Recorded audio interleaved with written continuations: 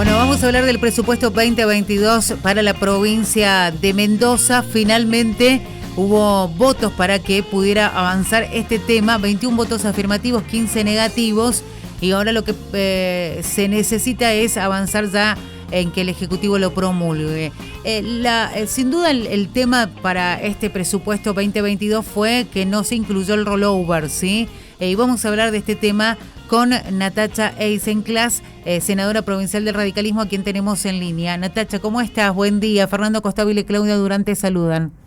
Hola, buen día. ¿Cómo les va, Claudia y Fernando? Muchas gracias por la comunicación. Muy bien. Bueno, queríamos obviamente tener todas las posturas, y en este caso la postura oficialista frente al presupuesto 2022, y además con esto que se logra avanzar en el presupuesto, pero con algunas salvedades como es el tema del rollover. ¿Qué significa no haber conseguido el rollover para la provincia de Mendoza?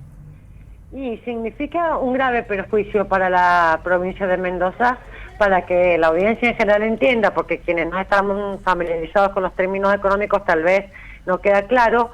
El rollover es una herramienta que tiene el Estado para la deuda que tiene en este momento renegociarla. Uh-huh. Por ejemplo, si yo debo al Banco Central, al Banco Nación o al ANSES o a un organismo internacional le debo 10.000 pesos con intereses muy altos, tengo la posibilidad de renegociar esa deuda y pagar intereses más baratos, como hace uno en la economía doméstica, que a veces saca un préstamo y adelanta unas cuotas, entonces el interés es más bajo.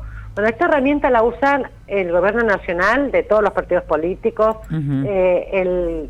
Yo diría que casi todas las provincias, pero para aprobarla necesita el voto de los 2/3 uh-huh. del total de los legisladores y legisladoras. Y bueno, y para esos 2/3 necesitamos el voto de la oposición, que no nos lo dio.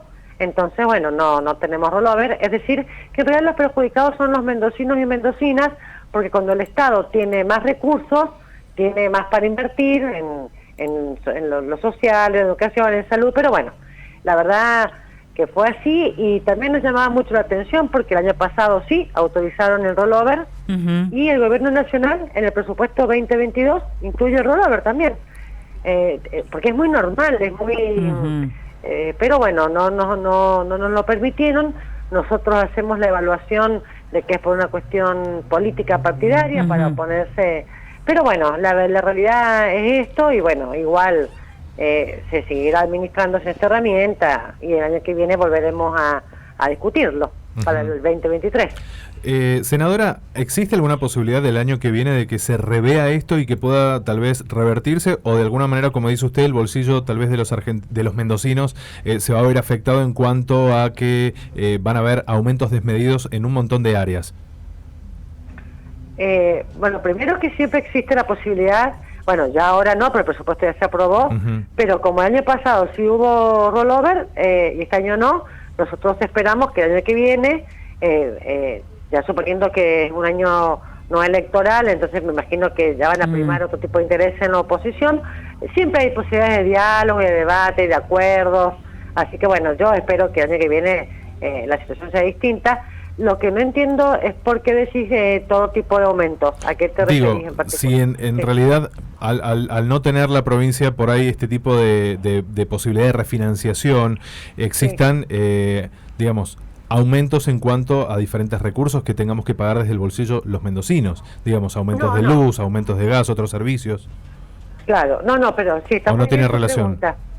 No, claro, no, está muy bien tu pregunta, pero no tiene relación, porque la carga impositiva, los impuestos, ya están también establecidos en el presupuesto que ya se aprobó. Que se aprobó, y está muy claro que no incluye ningún tipo de aumento de impuestos. Uh-huh. Entonces, el gobierno provincial no podría legalmente incrementar los impuestos, es decir, no es posible, sería absolutamente algo imposible desde lo jurídico y desde la voluntad política del gobernador, que ya ha dicho que no va a incrementar impuestos.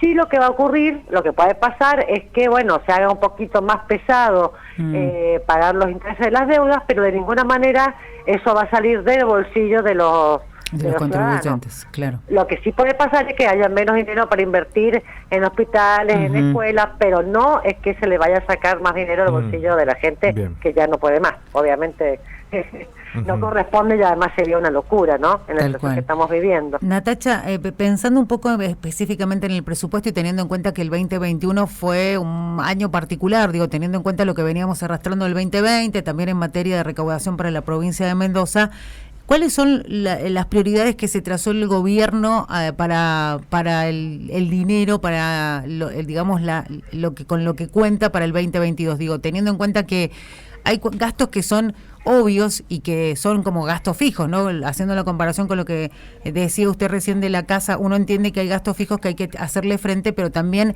hay que ir por otro lado, más obras, y obviamente en esos casos, ¿cuáles son las prioridades para el gobierno? Claro, bueno, en realidad el incremento más grande con respecto al 2021 se ha dado en el área de educación, seguridad, salud y sobre todo obra pública. La obra pública tiene un incremento del 9%, que es mucho porque, bueno, hemos llegado a tener en otros años mucho más, pero ha venido en franco de crecimiento y este año tenemos un 9% en obra pública, que es muy importante porque la obra pública da trabajo, dinamiza la economía, cobran los obreros, cobra el proveedor consume más, entonces venden más los comerciantes, además del beneficio directo de tener cloacas en Malargüe, por ejemplo. Claro. Hay un 164% de aumento previsto en inversión para el arreglo de escuelas. Hay 4 escuelas nuevas, 4 jardines maternales nuevos, la guardia del hospital Chestacó, la guardia del Noti.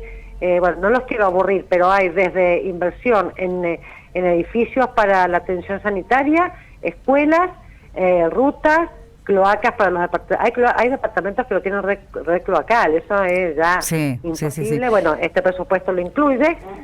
Por eso también nos llamaba la atención que el Frente de Todos dijera que no, pero no importa, igual ya se aprobó, así que eso se va a ejecutar.